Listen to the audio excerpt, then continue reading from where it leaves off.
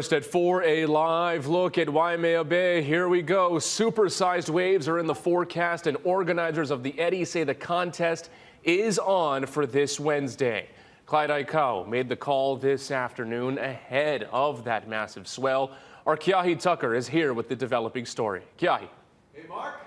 The National Weather Service is forecasting wave faces of 50 feet from Tuesday night through Thursday. Check out the front page of theeddyaikau.com proclaiming the Eddy is on for January 11th. 40 surfers are invited this year, including 5 women.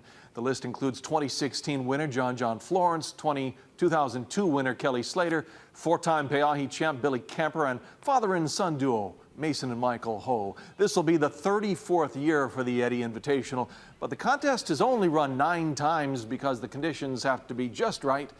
This Wednesday is looking good with plenty of size.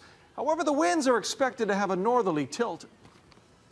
We're expecting a powerful long period swell to build through the day. The long period swells can sometimes have long lulls between the very large sets.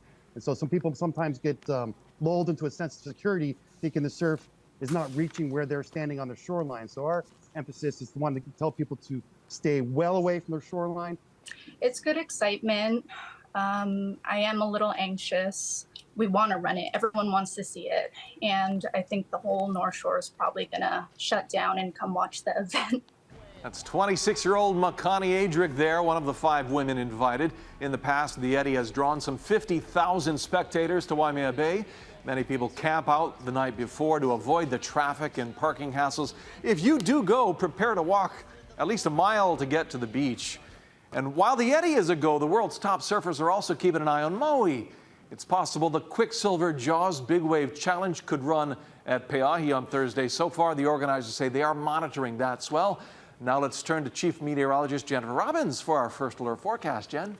All very exciting news as we track a parade of storms northwest of the island chain. You can see the big swell energy coming from this storm, and that's going to be parked to the north of us, eventually sliding on in, and that's exactly what the Wave Watch model is showing. Here we are as we go forward in time. We're expecting the swell to peak on Wednesday morning into the afternoon hours, where all that energy comes in on north and west facing shores. And you can see about 8 o'clock in the evening hours, still a whole lot of energy through Thursday morning, and then things start relaxing after then. And then another swell on its heels sometime Sunday into Monday of next week. But here are the numbers behind the waves. We're talking about east-northeast winds at times coming out of the north behind a cold front that'll be moving through, 20 to 25 feet, but then 25 to 35 and maybe some faces, according to the National Weather Service, up to 50 we're talking about. And light winds will be due back in sometime on Thursday, which would be a good combination of all that energy.